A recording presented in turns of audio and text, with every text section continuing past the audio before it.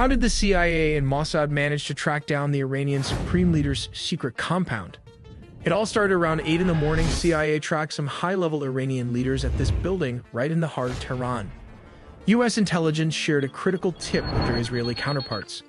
For months, they had been quietly hacking into Iranian communication channels using Space Force low-orbit satellites. But pulling off a strike isn't that simple. In the first wave, they had to neutralize a larger number of Iran's anti-air defense systems. This critical step cleared the airspace for a massive strike force of around 200 Israeli jets.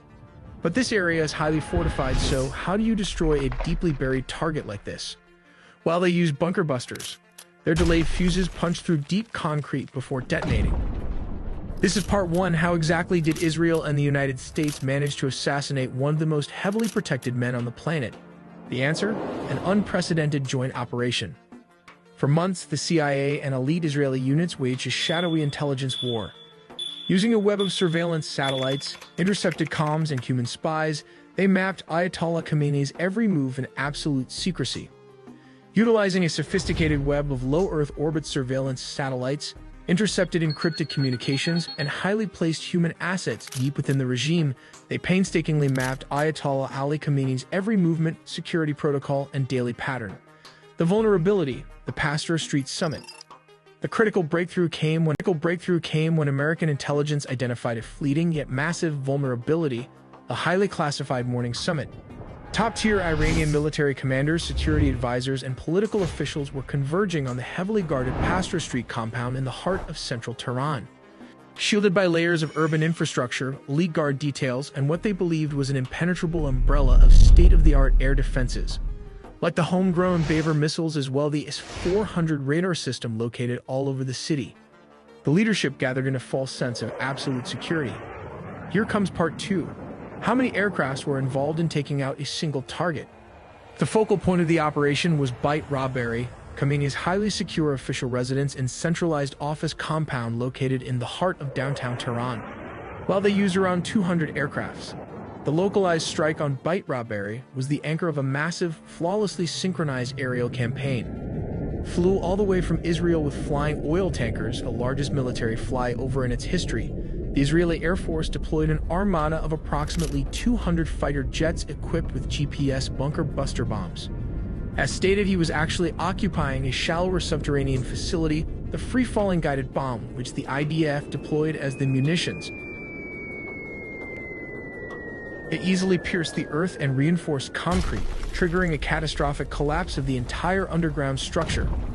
According to leaked Israeli intelligence reports, exactly 30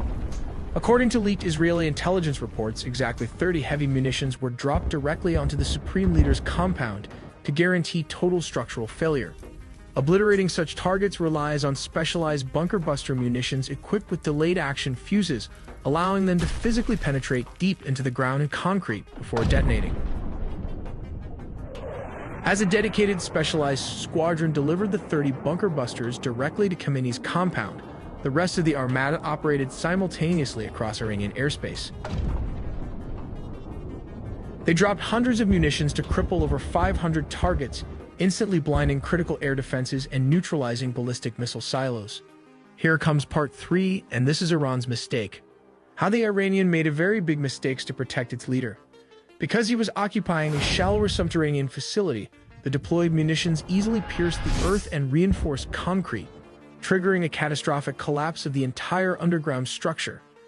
Intelligence sources later revealed a critical tactical flaw in his positioning. He was not sheltering in one of the compound's 2 deepest maximum security bunkers facilities that would have required the heaviest, highly specialized U.S. ordnance to crack. If he had switched places, he would have been at least safe. And here is part 4, how many were exactly killed. While the complete list of eliminated targets is still undergoing global intelligence assessment, the strike successfully decapitated Iran's operational leadership in a single global intelligence assessment. The strike successfully decapitated Iran's operational leadership in a single devastating blow. Killed alongside Khamenei were top-tier military figures, most notably Major General Mohammad Pakpour, the head of Iran's Revolutionary Guard, and top national security advisor Ali Shamkhani. Tragically, the blast also claimed the lives of several of Khamenei's family members who were present. But the first wave with 200 jets and U.S. Tomahawk cruise missiles did not just hit his compound. The U.S. cruise missiles was the one to take out anti-air defense system, while the 200 IDF jets took out the Iranian leadership. All in all, U.S. and Israeli forces struck approximately 2,900 targets across Iran.